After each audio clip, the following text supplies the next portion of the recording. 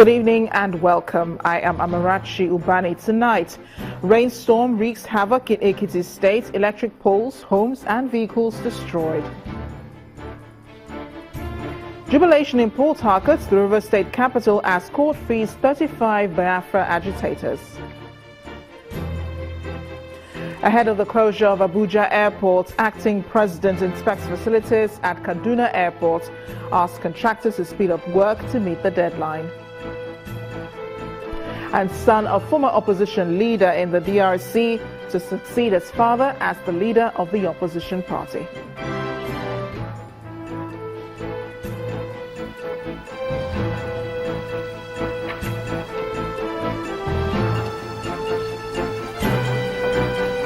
And on business news tonight, Central Bank of Nigeria set to supply additional $350 million to the foreign exchange market to further strengthen the naira.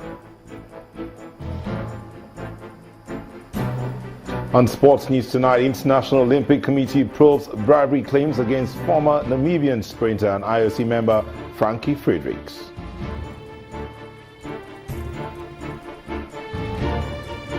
And from Abuja, EFCC raids home of Aka Danagundi, in-law to former National Security Advisor under President Umaru Musa Yar'Adua.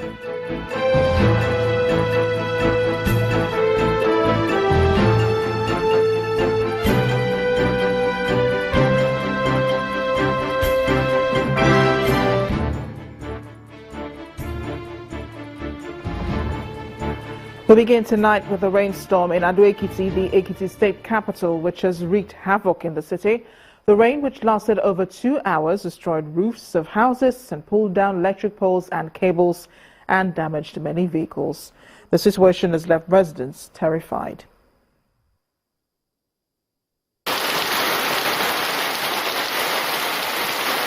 A heavy downpour. Then the massive storm, destroying properties in Ekiti, the Ekiti state capital. The rainstorm left in its trail fallen electricity poles and cables, all lying on the ground dangerously. There are even worse cases.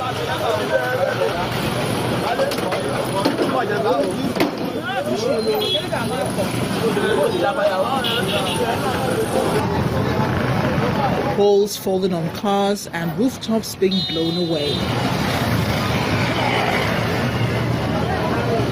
The rain, according to eyewitness, started about 3 p.m. on Friday and lasted for more than 2 hours. The rain that comes today, it is a great storm that uprooted every thing. You can see it, the extent of the damage. What the state government feel they can do as a compensation will be okay if they deem it fit, because that rain is too heavy. Fortunately, no life has been lost, but it will take the residents days and a lot of resources to recover from the situation.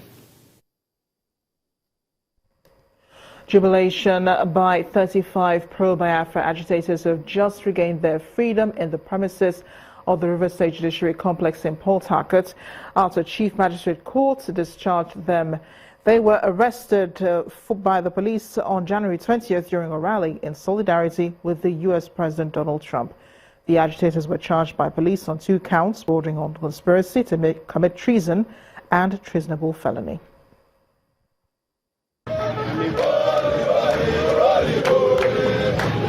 These young men, mostly from the southeast, are celebrating the release of 35 of their colleagues who have been in detention since January 20.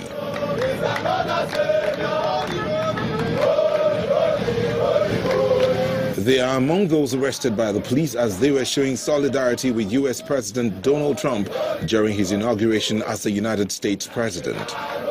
A magistrate's court in Port Harcourt, the River State capital, has discharged him of allegations of conspiracy to commit treasonable felony. Where there is no reasonable cause shown that there is any offense meted against people, you should discharge them unconditionally. That is the law. Now, that is the law. I was saying something to you, listen. It takes a brave court.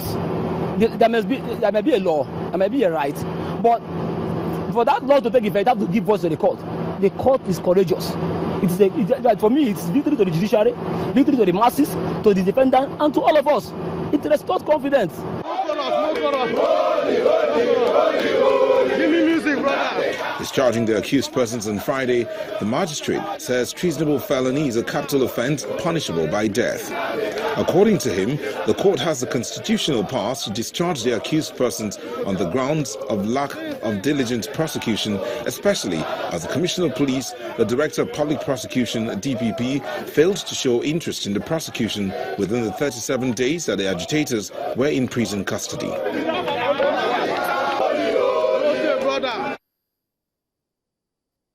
Three persons, a male and two females, have been killed after a bomb they were believed to have been carrying exploded in Maiduguri, the Borno state capital. The bomb also ignited at a nearby petrol tanker. No one is believed to have been killed or injured in the blast. Witnesses reported seeing a 12-year-old girl and a boy of about 20 years old hiding under a tanker in the early hours of the morning. Police say the suicide bomber died in the explosion while three tankers were completely burnt down. Residents watched the inferno from an early morning explosion at a trailer park along Dambwa Road in Maiduguri.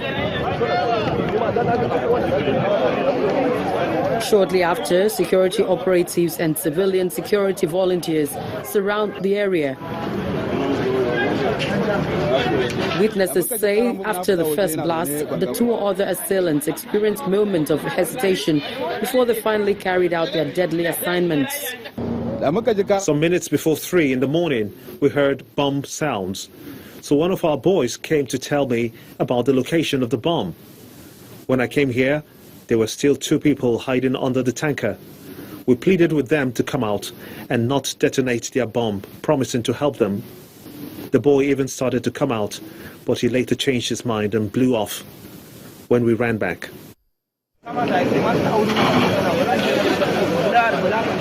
Although the identities of the bombers are yet to be known, the police and officials of the State Emergency Management Agency are glad that there is no casualty apart from the bombers. Lucky thing that only 3 of them died, because one of them decided to disclose her identity. So in all, we have 3 lives lost. That is the suicide bombers only. The suicide bombers happens to be they are not succeeding in their targets, but still we will thank God and we will improve our vigilance to make sure that this thing has stopped. We will look at it on every week. On weekly basis, we record such casualties. Last week was in Muna, about 8 suicide bombers, but still the level of civilian casualties is 0. And today is the same thing.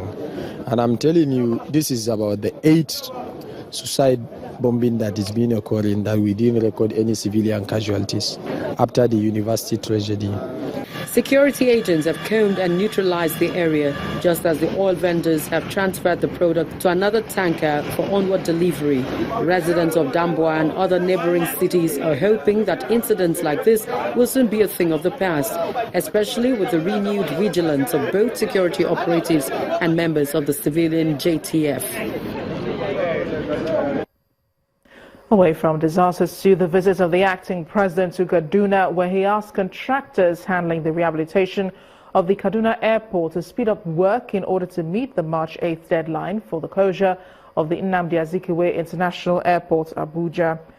Acting President Yemi Osinbajo gave this charge during a visit to the airport to inspect work done there. He acknowledged the enormity of the project and also pleaded with airline contractors to cooperate with the federal government on the diversion arrangements, which he says is temporary. On touching the ground at the Kaduna International Airport, Acting President Yemi Osinbajo is received by the State Governor, Nasir El-Rufai, and other top government functionaries.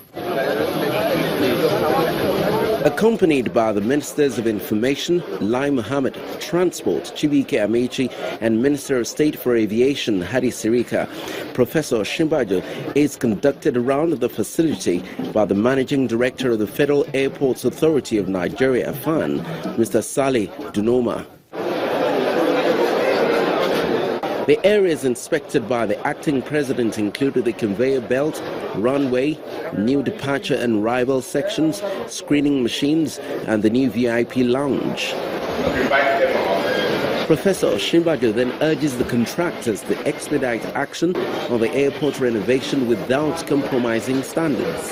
I already told them that they certainly need to speed up. As a matter of fact, we've asked that they double the number of persons who are working on the ceiling and on some other facilities. They certainly need to work much faster and much more diligently to be able to deliver on schedule.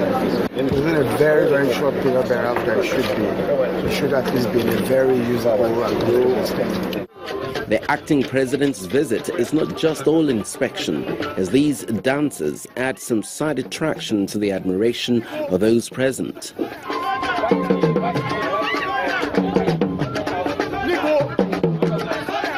Inspection over, he also holds talks with key traditional rulers in the state, as well as leaders of Mieti Allah over the crisis in the southern part of the state. And with this visit as a motivation, Nigerians are hoping that the renovation would be concluded in record time. 11 of 15 member states of the ECOWAS are at different levels of domestication and implementation of the international humanitarian law aimed at reducing the effects of armed conflicts on persons not directly involved in such conflicts. That's the outcome of a meeting in Abuja where ECOWAS member states are examining a report by the ECOWAS Commission and the International Committee of the Red Cross on the implementation of the law in West Africa. Our correspondent Omelogo Nadi reports. Armed conflicts across the West African sub-region has left millions of persons in need of humanitarian aid.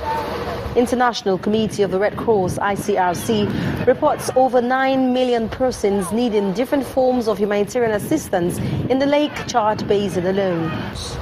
To protect these persons caught in conflicts without being directly involved is reason the ECOWAS Commission and the International Committee of the Red Cross, ICRC, have worked to see to the ratification, domestication and implementation of the international humanitarian law in the sub-region.